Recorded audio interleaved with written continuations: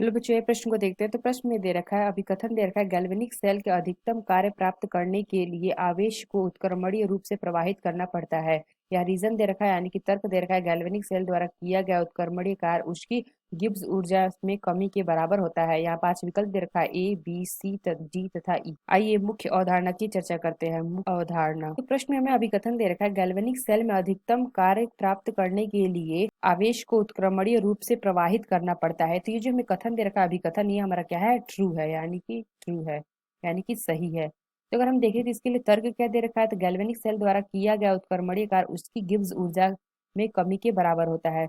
इसीलिए हमारा क्या होता है कि गैल्वेनिक सेल में अधिकतम कार्य प्राप्त करने के लिए आवेश को उत्क्रमणीय रूप में प्रवाहित करना पड़ता है, यानी कि जो इसके लिए तर्क दे रखा है ये भी हमारा क्या है, सही है, यानी कि ट्रू है। तो अगर हम बात करें इसमें, तो 1 सेकंड में किया गया विद्युतीय कार्य प्रवाहित कुल आवेश के द्वारा गुणा किया गया विद्युत विभव के बराबर होता है तथा यह अभिक्रिया को गिब्स ऊर्जा से संबंधित होता है। तो अगर हम गिब्स ऊर्जा की बात करें तो उसको हम किससे प्रदर्शित करते हैं, डेल्टा जी। ये हमारा क्या होता है, इसका सूत्र होता है बराबर हमारा होता है -n/F/E सेल के। तो जहाँ पे हमारा -n क्या होता है, यानी कि n हमारा होता है नंबर ऑफ इलेक्ट्रॉन्स कितने यूज हुए हैं, और जो हमारा f है ये हमारा क्या है, f हमारा क्या है, फैराडे। जो हमारा क्या होता है, f बराबर क्या होता है, 1 फैराडे बराबर होता है 96500 के। और जो ई सेल होता है ये हमारा क्या होता है, ई सेल हमने यहाँ f से निकालते हैं, यानी कि ईएमएफ। गैल्वेनिक सेल में हमने क्या देखा था, जो हमें तर्क दे रखा था, गैल्वेनिक सेल द्वारा किया गया उत्क्रमणीय कार्य उसकी गिब्स ऊर्जा की कमी के बराबर होते हैं। यहाँ पे हमने देखा था डेल्टा जी बराबर क्या होता है, -n/F/E सेल,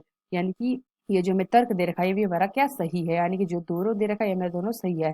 तो पहला विकल्प क्या दे रखा है, both A and R are true and R is the correct explanation of A, यानी कि ये जो हमारा कथन दे रखा है यह सही है।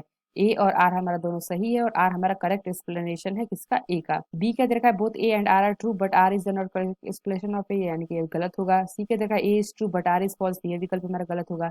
डी क्या दे रखा है, ए इज फॉल्स बस आर आर इज ट्रूथ, ये विकल्प हमारा गलत है। ई क्या दे रखा है, both A and R are false, यानी कि ये विकल्प हमारा गलत है। तो यहाँ पे हमने क्या देखा, 1 सेकंड में किया गया विद्युतीय कार्य प्रवाहित कुल आवेश के द्वारा गुणा किए गए विद्युतीय विभव के बराबर होता है तथा यह अभिक्रिया भी गुप्त ऊर्जा से संबंधित होती है। तो जब हमारा ये जो डेल्टा जी नॉट का मान ऋणात्मक में आता है तो जो हमारी अभिक्रिया होती है वह स्वतः होती है।